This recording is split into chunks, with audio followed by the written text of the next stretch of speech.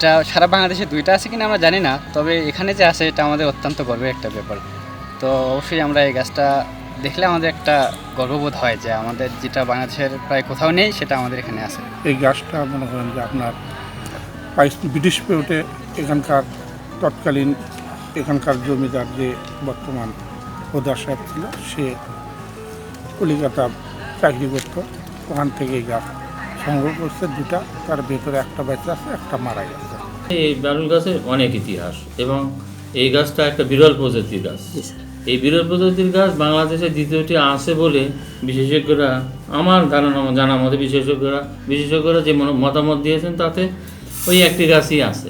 আর এই প্রজাতির এর কাছাকাছি অন্যান্য বিভিন্ন পারুল গাছ বাংলাদেশে আছে। আর এই গাছটা এই খালি শতবর্ষ নয়, শতবর্ষের চাইতে বেশি, অর্থাৎ দেখা গেলো এখানে তার মোটামুটি বয়স 100 বছরের কাছাকাছি হয়ে গেছে। কিন্তু এরপরেও দেখা গেল যে এই গাছের এখন যে গ্রোথ বা এখন যে অবস্থান, তাতে আরও যে 200 বছর বা 400 বছর বাঁচবে না এটা নিশ্চিত করে বলা যাচ্ছে না। অর্থাৎ গাছটা শতবর্ষজীবী চাইতেও বেশি, একদম বিরল প্রকৃতির।